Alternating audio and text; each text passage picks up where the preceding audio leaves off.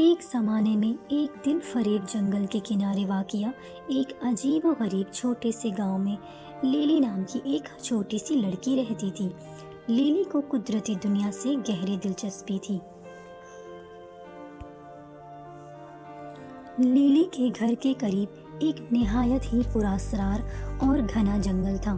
لیلی کو اس جنگل میں جا کر نئی نئی چیزیں تلاش کرنا اور نئی نئی چیزوں کو کھوجنا بہت پسند تھا۔ لیلی چھوٹی سی عمر سے ہی اس جنگل میں جاتی تھی اور نئے قسم کے پھول، پتے اور نئی قسم کے جانور اور چیزیں دریافت کرتی تھی۔ لیلی نے سن رکھا تھا کہ اس جنگل میں ایک عجیب و غریب جگہ ایسی بھی ہے جہاں پہ دوسری دنیا سے ملنے کا ایک راستہ تھا، جہاں پہ عجیب و غریب جادوئی جنگل واقع تھا۔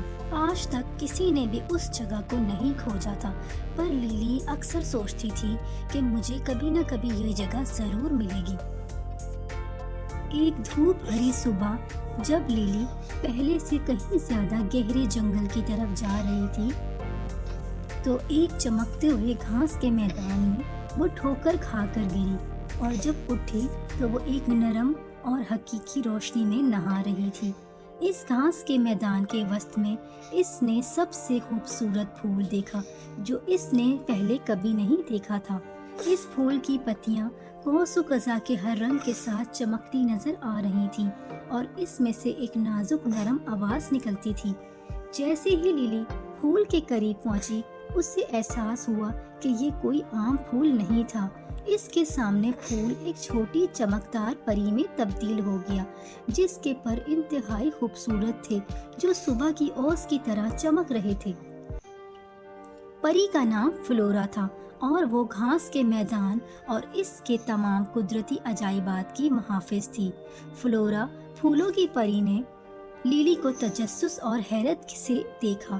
اس نے اپنے گھاس کے میدان میں انسانوں سے شاذ و نادر ہی ملاقات کی تھی، لیکن لیلی کے خالص دل اور فطرت سے حقیقی محبت نے اس کے دل کو بہت ہی خوشی اور اطمینان دیا۔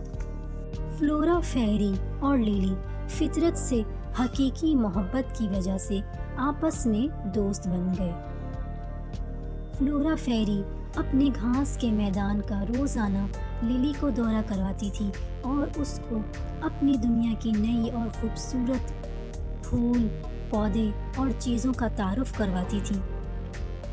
بدلے میں لیلی فلورا فیری کے لیے چھوٹے چھوٹے تحفے لاتی تھی، جیسے کہ مٹھی بھر بھیڑی یا ہاتھ سے تیار کردہ کھلونے اور اپنے باغات کے خوبصورت ترین پھول اور ہاتھ سے بنی ہوئی کچھ خوبصورت چیزیں۔ بدلے میں فلورا فیری لیلی کو اپنی جادوئی صلاحیتوں میں سے کچھ نہ کچھ علم سکھاتی رہتی تھی۔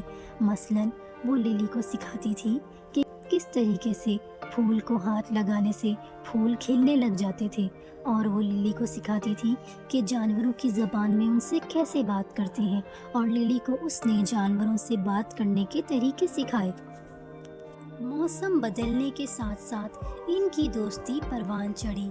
لیلی نے حیرت سے دیکھا کہ کس طریقے سے فلورا اپنے جادو کا استعمال کرتے ہوئے اپنے خوبصورت باغات میں اور زیادہ پھولوں کا اضافہ کرتی تھی، جس سے اس کا باغ اور بھی شاندار اور دلکش پھولوں سے بھر گیا تھا۔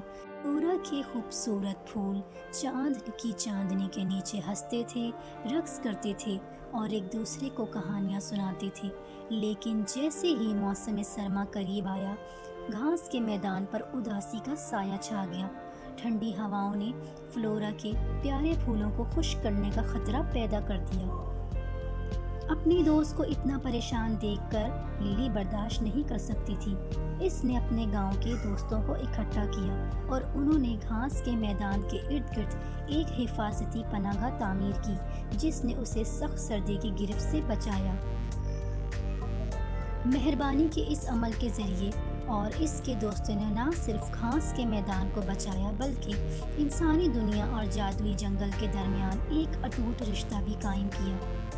فلورا لیلی کی اس کرم جوشی کے لیے اس کی انتہائی شکر گزار تھی اور ہر گزرتے سال کے ساتھ ان کی دوستی مضبوط ہوتی گئی۔ جیسے جیسے موسم آتے اور جاتے گئے، چھوٹی سی لڑکی اور پھولوں کی پری ایک ساتھ جنگل کے عجائبات کو تلاش کرتے رہے، جو انسانی روح اور فطرت کی سحر انگیز دنیا کے درمیان جادوئی تعلق کا ایک زندہ ثبوت ہے۔ ان کی دوستی ایک ایسی دنیا میں امید اور محبت کی کرن تھی جہاں غیر معمولی بات محض ایک سرگوشی تھی جو کھلے دل والوں کی طرف سے دریافت ہونے کا انتظار کر رہے تھے۔